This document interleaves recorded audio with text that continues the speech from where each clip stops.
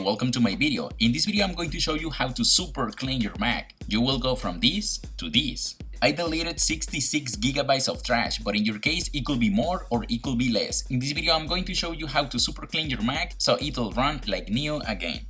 Okay, let's get started. The very first step that you need to do is empty your trash bin. If you have never done it, you will have many gigs accumulated in this trash bin. As you can see, I had 12 gigabytes of trash. We need to delete these. Go to Finder and click Empty Trash. Now that you don't have anything in your trash bin, the second step is to clean and organize your desktop. The more stuff that you have here, it'll take the longer for your computer to boot up and start the system. I want you to go file by file, video by video, folder by folder, and delete everything that you don't need. Even pictures of your ex that you don't want to see anymore. Delete everything. Once you know exactly what you're going to donate to the trash bin, just select everything and put it in the trash.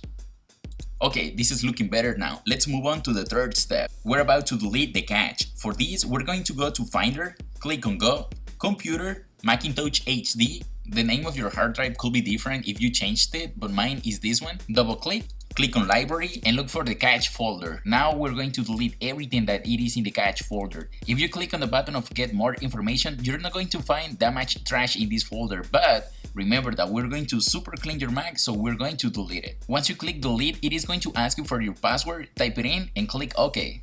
Now your computer it is appreciating this help. Let's keep moving. On the next step, we're gonna go back to Finder, click on Go, find your keyboard and press the Option key. Hold it and you're gonna see the library appear. Click on Library and now we're going to delete the system cache files. Find the cache folder and here's where you're going to find most of the trash. Select everything and send it directly to the trash bin. And don't worry, everything that you're going to delete here, it is totally safe. You're not going to lose any data or any important documents. You're just gonna be deleting trash. Now that you cleared up the cache folder, we're gonna do exactly the same to the cookies folder. Find it, select everything, and put it in the trash. For the next step, you should go to my Teespring store and buy my merch. That will help this channel to keep creating more content and to complete for a down payment for my next Lamborghini. You will find the link in the description down below.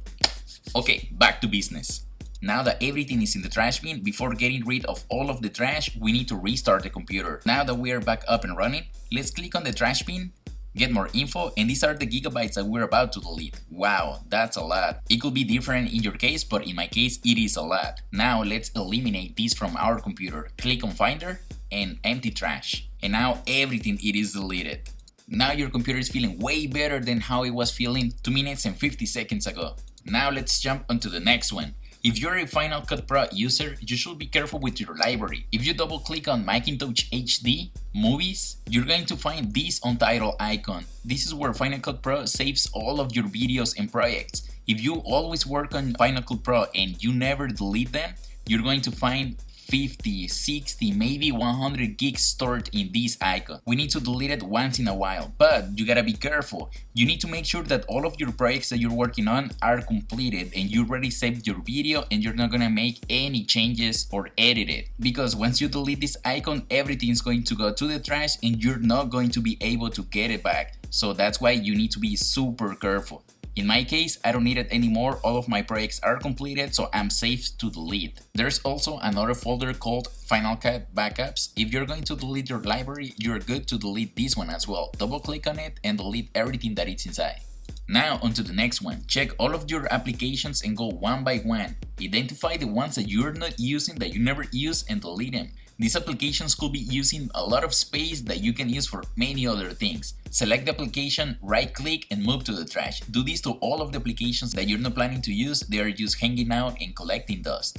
Now that we're here, click on your download folder. Most of the time you keep downloading stuff, but you never delete them. Check everything and decide what you're gonna keep and what you're gonna send to the trash. In my case, I don't have anything that I'm gonna use anymore. As you can see, it is almost 1 gig, and guess what? I'm gonna send it to the trash.